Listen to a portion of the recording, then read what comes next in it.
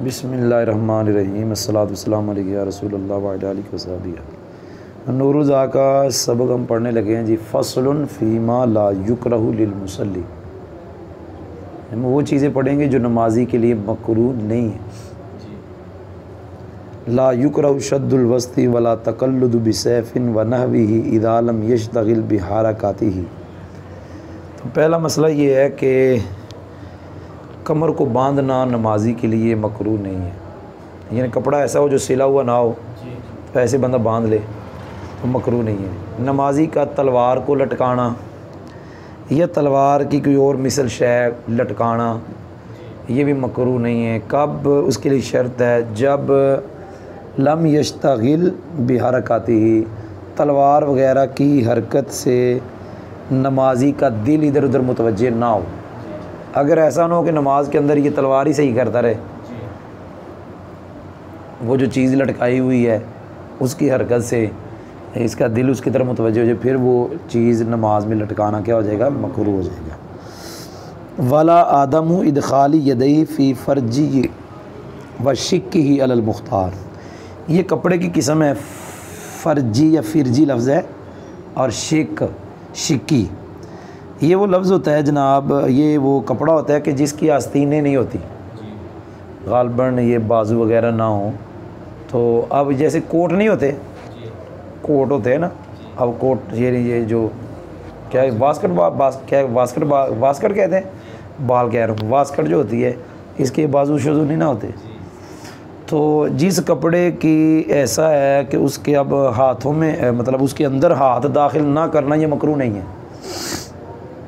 कपड़ा ही ऐसा है जो बना ही ऐसा है कि उसके ये नहीं है।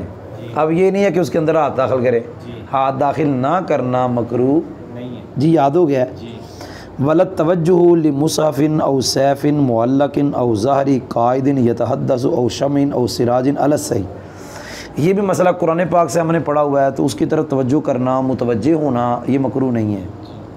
लटकी हुई तलवार है उसकी तरफ मुतवज्जे होना ये भी मकरूह नहीं है। सामने बंदा बैठा हुआ है, उसकी आपकी तरफ पुश्त है, उसकी पुश्त की तरफ आपका मुतवज्जे होना और वो बातें भी कर रहा है, तो ये आपका मुतवज्जे होना मकरूह नहीं है। या सामने शम्मा है, मोमबत्ती जिसको कहते हैं, ये चिराग है, उसकी तरफ मुतवज्जे होना भी मकरूह नहीं है। ये मसला सही रिवायत पर है कि अगर बंदा उधर मुतवज्जे का होता है तो ये मुतवज्जे होना मकरूह नहीं है जी। समझ आ गई है जी। मैं तर्जमा करने लगा हूँ जितना पढ़ा ला सही तक। ये फसल उन चीज़ों के बारे में है जो नमाजी के लिए मकरूह नहीं। ला युकरहु लहु शद्दुल वस्त, नमाजी के लिए कमर को बांधना मकरूह नहीं। वला तक़ल्लुदु बिसैफ़िन व नहवी, और तलवार की मिसल, तलवार और तलवार की मिसल। ला तक़ल्लुद, ला के बाद निकालें ला युकरहु, और नहीं मकरूह नमाजी के लिए क्या, तलवार को लटकाना या तलवार की मिसल को लटकाना मकरूह नहीं। कब, इदा उस वक्त जब वो बंदा मुतवज्जे ना हो उसकी हरकत की वजह से। वला आदम इदखाली यदई, नमाजी का अपने दोनों हाथों को दाखिल ना करना, फ़ी फ़र्जी ही व शिक्की, अपनी शिक में, अपनी फ़र्जी में, मुराद वो कपड़ा जिसकी आस्तीनें नहीं, उनके अंदर दाखिल ना करना मकरूह नहीं है मुख्तार मज़हब पर। और ला युकरहु नहीं है मकरूह अतवज्जु, मुतवज्जे होना, लिमुसफ़, कुरान की तरफ, लिखा हुआ कुरान या पढ़ा हुआ कुरान है, औ सैफ़िन मुअल्लक, या लटकी हुई तलवार है उसकी तरफ मुतवज्जे होना मकरूह नहीं है। औ ज़हरी काइदिन यतहद्दसु, या ऐसे बैठे हुए की पुश्त की तरफ मुतवज्जे होना कि जो क्या कर रहा है बातें, उधर मुतवज्जे होना भी मकरूह नहीं है। औ शमईन, या शम्मा की तरफ मुतवज्जे होना, औ सिरा, या चिराग की तरफ मुतवज्जे होना ये भी मकरूह नहीं है अला सही, सही मज़हब पर। आगे जा रहा हूँ जी। वसुजूद अला बिसातिन फ़ी तसावीरु लम यसजुद अलैहा। मसला ये है कि ऐसा बिछोना जिसमें तस्वीरें हैं उस पर सजदा करना मकरूह नहीं है, लेकिन इस हाल में कि सजदा करने वाला तस्वीरों पर सजदा ना करे, वो तस्वीरें इसके पाँव के नीचे आ जाए, तो अब इसका उस बिछोने पर सजदा करना मकरूह। समझ में आई? तस्वीरें किधर आ जाए? पाँव के नीचे, हाँ पीठ के नीचे आ जाए, मतलब मकरूह इहानत वाली जगह पे आ जाए। समझ आ गई है? ये पाँव ऊपर रख दे, सजदा उन तस्वीरों पे ना करे। और मकरू नहीं है सजदा करना ऐसे बिछोने पर कि जिसमें तस्वीर हों, इस हाल में कि वो बंदा तस्वीरों पे सजदा ना करे। व कत्ल हयतिन व अक़राबिन, क्या पढ़ा मैंने, खाफ अज़ाहुमा वलो बिदरबातिन। मसला ये है कि नमाज के अंदर सांप है, बिच्छू है, सामने आ गया, उसे कत्ल कर देना, लेकिन सांप बिच्छू ऐसा कि जिनकी तकलीफ़ का नमाजी को डर है, कत्ल कर देना मकरू नहीं है। लिखा जी वलऊ बिदरबातिन, अगरचे कत्ल करना कई ज़रबों के साथ हो, वलऊ बि कत्ल दरबातिन, लऊ के बाद मैंने बताया हुआ है, तरकीब के बगैर पढ़ रहा हूँ, अगरचे कई ज़रबों के साथ ये मारे मकरू नहीं है। व इनहिराफिन, ये भी साथ था, ज़रबात के ऊपर आता है, अगरचे किबले से कहते हैं हट भी जाए, क्या अगरचे किबले से हट भी जाए, हाँ क्या कहते हैं, फिर भी मकरू नहीं है। भाई समझ आई है जी कि नहीं समझ आई, कि नहीं समझ लगी? तो पता लगा शरीयत ने देखे कहाँ तक इजाज़त दी है। जी। नमाज भी नहीं टूटेगी ज़ाहिर है फिर तो, जी जब मकरू नहीं है, जी किबले से हट भी जाए कह रहे हैं जी समझ आ गई है जी? जी। अच्छा जी। और ऐसा सांप, ऐसा बिच्छू जिनकी तकलीफ़ का नमाजी को डर हो, उनको कत्ल करना मकरू नहीं है, अगरचे कई ज़रबों के साथ हो, अगरचे किबले से हटने के साथ हो। फिल अजहर, ये मसला अज़हर रवायत में है। वला बास बिनफ़दी सौबिही कैला यल्तासिका बिजासदिही फिर रुकू वला बी मसही जबहती मिन तुराब अबिल हशीश बादल फ़राग मिन सलात वला क़ब्ल फ़राग इदा दर्रहु औ शगलहु अन सलात वला बिन नदरी बी मुँह की ऐनैहि मिन गैर तहवील वजी। यहाँ तक मैंने पढ़ा है जी। मसला ये है जी, अपने कपड़े झाड़ने में कोई अर्ज नहीं है, मतलब मकरूह नहीं है, कपड़े झाड़ने में कोई हर्ज नहीं है, लेकिन कपड़े झाड़ने क्यों हैं? ताकि इसके जिस्म के साथ रुकू में चिमटे ना। जी। मकसद ये है ऐसे कपड़े करना ताकि कपड़े रुकू में ऐसे मिले ना, ये मकरूह नहीं है, झाड़ना उनको ऐसे। और ये भी है कि इसमें भी कोई अर्ज नहीं है पेशानी से मट्टी को साफ़ करना, समझ आई है? जी। या क्या उसे कहते हैं अल हशीश, घास साफ़ करना, लेकिन ये कब है? बादल फ़राग मिन सलात, नमाज से फ़ारग होने के बाद। हालांकि तो थोड़ी देर पहले हमने पढ़ा था मसला कि नमाज के अंदर मट्टी ऐसे साफ़ करना जब तकलीफ़ नहीं होती तो ये मकरूह है। अब मसला ये है कि यहाँ मट्टी है या घास है, नमाज पढ़ ली है, नमाज के बाद झाड़ने में कोई हर्ज नहीं है। इसी तरह नमाज से पहले मट्टी है, घास है, पेशानी पे लग गई है, उसको साफ़ करने में हर्ज कोई नहीं जब वो इस नमाजी को तकलीफ़ दे या नमाजी को नमाज से मशगूल करे कि बार बार उलझन सी हो।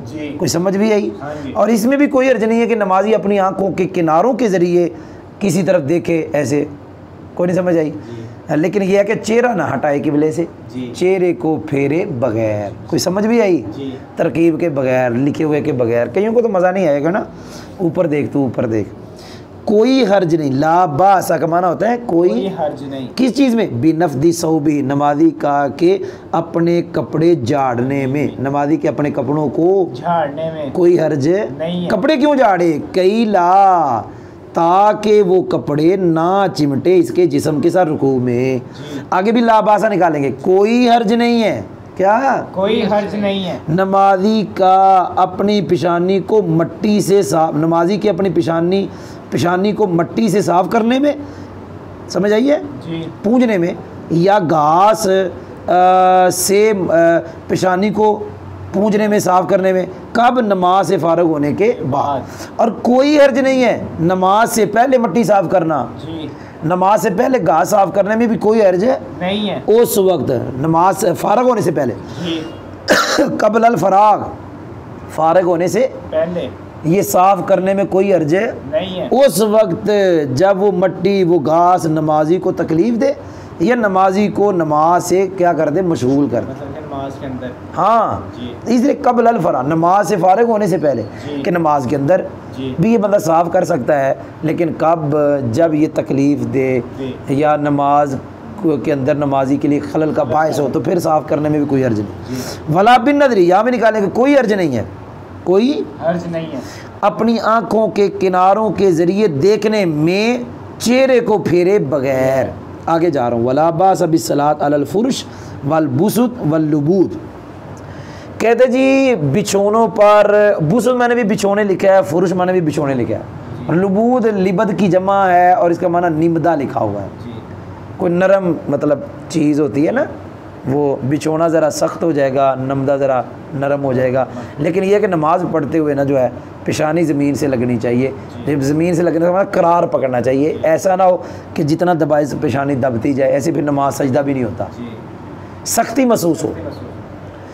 कोई अर्ज नहीं है बिछोनों पर नमाज पढ़ने में, बुसुत मैंने भी बिछोने लिखा हुआ है, और निमदों पर नमाज पढ़ने में कोई हर्ज नहीं है। वल अफदल व सलात अलल अर्द औ अला मा तुम भी तू, लेकिन मसला यह है कि अफजल नमाज ज़मीन पे पढ़ने है। जी ज़मीन पे पढ़ना नमाज क्या है अफजल, अफजल या उस पर जिसको ज़मीन उगाए, जिसको जमीन उगाए। वो क्या घास है जी जी, अफजल ज़मीन पर नमाज पढ़ना है या उस पर तुम भी तो हूँ जिसको ज़मीन उगाए। वला बास अभी तकरार सूरा फिर रकातैन मिन नफल, नफल नमाज में दोनों रकातों में एक ही सूरत पढ़ने में भी कोई हर्ज नहीं है।